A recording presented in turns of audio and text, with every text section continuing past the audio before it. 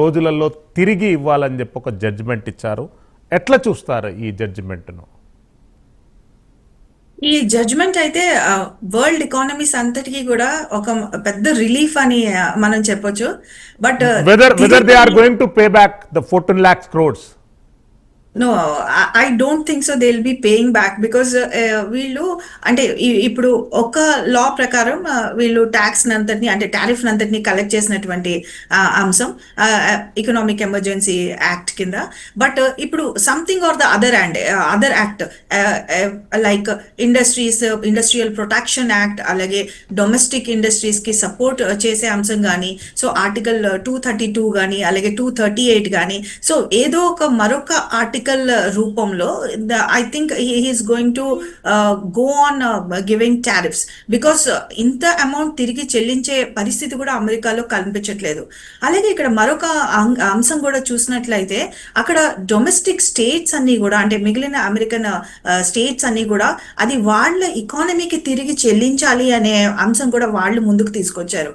Because ఈ American president Donald Trump presidentship తీసుకోవడానికి ముందే ఈ టారిఫ్ రూపంలో ఏదైతే తాను కలెక్ట్ చేస్తారో సో ఈ అమౌంట్ అంతా కూడా అమెరికన్ కన్జ్యూమర్ కే చేరేటట్టు నేను చూస్తాను అని చెప్పి అతను మాటలు కూడా చెప్పి ఉన్నారు.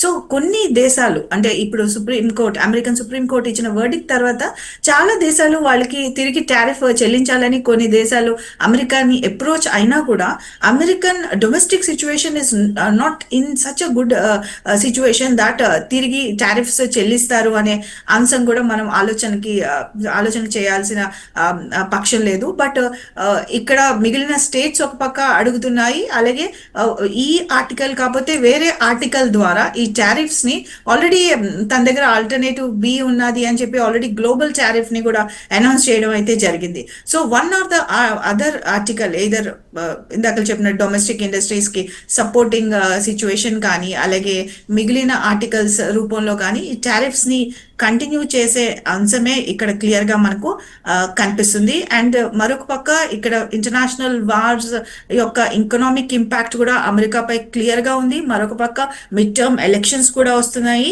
అమెరికాలో. So this is going to be very very crucial time.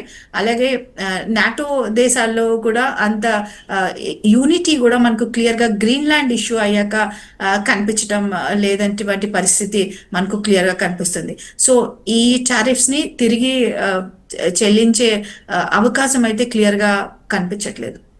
Yes, Sanjay గారు, 1979 వరకు ఇరాన్ అనేటటువంటిది ఒక middle and secular modernised country. 1979 నుండి ఇప్పటి వరకు గత 45 సంవత్సరాల వరకు ఒక రిజిడ్ ఫార్మెట్లో, ఒక ఫండమెంటల్ ఫార్మెట్లో అడ్మినిస్ట్రేషన్ కొనసాగింది. ఇప్పుడు సుప్రీం లీడర్ని ఎన్నుకుంటే అది నా ఫార్మెట్లో ఉండాలి, నా ఫ్రేమ్వర్క్లో ఉండాలి అనేటటువంటి శాసనాన్ని ట్రంప్ శాసిస్తున్నారు. తాజాగా ఈరోజు ఆయన ప్రకటించింది కుర్దిష్ దళాలు అక్కడ అధికారాన్ని చేపట్టాలి. ఎవరైతే గత 1.5 year నుండి ఇరాన్లో సివిల్ వార్కు ట్రై చేస్తున్నారో దానికి అమెరికా ప్రత్యక్షంగా పరోక్షంగా సహకరించిందనేటటువంటి కామెంట్స్ వరల్డ్ వైడ్ కొనసాగుతున్నాయి. ఎట్లా చూస్తారు ఈ పరిణామాలను మీరు? సిస్టమ్ మీట్లో ఉన్నదండి, అన్మ్యూట్ చెప్పేసి. ఎస్ సంజయ్ గారు, మీరు చెప్పింది కరెక్టే అండి. ఏదైతే 1979 నుంచి ఇస్లామిక్ రెవల్యూషన్ వచ్చినప్పటి నుంచి అమెరికాకి ఇరాన్ కి మధ్య రిలేషన్స్ సంబంధాలు దెబ్బతిన్నాయి. దాని ముందు తీసుకుంటే అప్పుడు షా ఆఫ్ ఇరాన్ ఉండేవాళ్ళు, వాళ్లతో అమెరికా రిలేషన్స్ చాలా బాగుండేవి. అక్కడ అమెరికన్ ఆయిల్ కంపెనీస్ అవి పనిచేసేవి. Not only with America, Israel తో కూడా చాలా మంచి రిలేషన్స్ ఉండే 1979 బిఫోర్ ఇజ్రాయెల్ తో కూడా ఓ పాటి మంచి సంబంధాలే ఉండేవి. ఎందుకంటే వీళ్ళంతా అమెరికన్ సెంటో వీటిలో మెంబర్స్ గా ఉండేవాళ్ళు. కాకపోతే అప్పుడు కూడా ఇజ్రాయెల్ తో ఫార్మల్ గా అలయన్స్ లో ఉందా లేదా అన్న దాని మీద కూడా చాలా చర్చ నడిచింది. నాకు తెలిసి లేదండి ఇరాన్. బట్ రిలేషన్షిప్ అయితే బానే ఉంది. 1979 తర్వాత నుంచి మనం చూసాం, ఐతుల్లా అలీ ఖుమైనీ వచ్చినప్పటి నుంచి, ఇస్లామిక్ రిజిమ్ అధికారంలోకి వచ్చినప్పటి నుంచి అమెరికన్ ఆయిల్ మొత్తం ఆయిల్ అంతా నేషనలైజ్ చేయటం, అమెరికన్ కంపెనీస్ పంపించేయటం, అంతేకాదు అమెరికన్ ఎంబసీని టేక్ ఓవర్ చేయటం నడిచింది. అక్కడ ఉన్నటువంటి అమెరికన్ డిప్లొమాట్స్ ని కంట్రోల్లో తీసుకుని దాదాపు 409 days పాటు, అంటే సంవత్సరం పైగా వాళ్ళని బందీలుగా ఉంచడం నడిచింది. అక్కడి నుంచి అమెరికా ఇరాన్ రిలేషన్స్ ఈ రోజుకి ఇస్లామిక్ రెజీమ్ లో ఉండగా తేరుకోలేదు. సో ఓవరాల్ గా తీసుకుంటే కనుక ఇప్పటికీ ఇస్లామిక్ రిజీమ్ అంటే ఇష్టం లేని వాళ్ళు చాలా మంది బయటికి వెళ్ళిపోయి వివిధ దేశాల్లో, ముఖ్యంగా అమెరికాలో, వెస్ట్ లో, యూరోప్ లో అక్కడ బతుకుతున్నారు. వాళ్ళంతా కూడా ఇక్కడ ప్రభుత్వం మారితే బాగుండు అన్న ఆలోచన వాళ్ళకు ఉంది. కానీ నిజంగా వాళ్ళకి స్థానికంగా రాజకీయంగా రూట్స్ ఉన్నాయా, రాజకీయంగా వాళ్ళు మొబిలైజ్ చేయగలరా అనేది తెలియదు. నిజంగా మొన్న చూసినట్టయితే ప్రొటెస్ట్ అవి నడిచాయి ప్రభుత్వానికి వ్యతిరేకంగా. కానీ ఒక వేరే దేశం వచ్చి అటాక్ చేస్తున్నప్పుడు నేషనలిస్ట్ భావజాలంతో కొన్నాళ్ల పాటు ఇరాన్ ఇస్లామిక్ రెజీమ్ కి దగ్గర అవుతారా లేదా దూరం అవుతారా అన్నది ఇంకా గమనించాల్సిన అంశం అండి. సరే, కర్డిష్ విషయానికి వస్తారా, మనకు తెలిసిందే కర్డిష్ నేషనలిస్ట్ మూవ్మెంట్ ఏదైతే ఉందో అది కేవలం ఇరాన్ లోనే కాదు, ఇరాక్ లో ఉంది, ముఖ్యంగా టర్కీలో కూడా ఉందండి.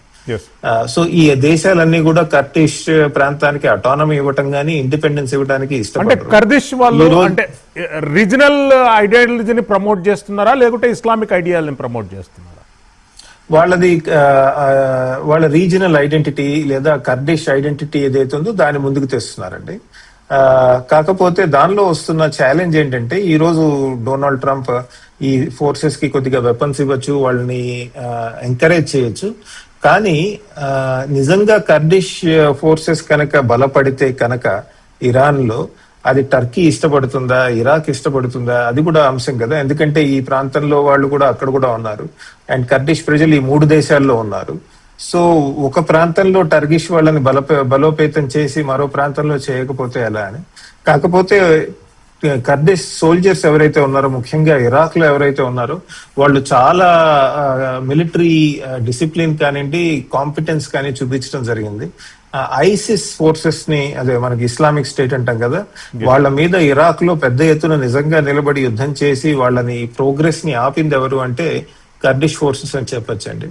కాకపోతే ఒక కర్డిష్ దేశం రావడానికి చుట్టుపక్కల దేశాలు ఒప్పుకుంటాయా? దానికి ఇరాన్ లో ఎటువంటి ప్రతిస్పందన వస్తుందని కూడా మనం గమనించాలి. ఎందుకంటే నిజంగా దేశం విడిపోతుంది అంటే కనుక వాళ్ళల్లో ఉన్న వాళ్ళకున్న డిఫరెన్స్ ఆఫ్ ఒపీనియన్ పక్కన పెట్టి అందరూ ఏకతాటి మీద దేశాన్ని కాపాడుకోవడానికి ముందుకు వస్తారా ఏంటి, ఎలా జరుగుతుంది అది అని చూడాల్సిన అంశం అండి. రాధా రఘురామ్ గారు, దేశవ్యాప్తంగా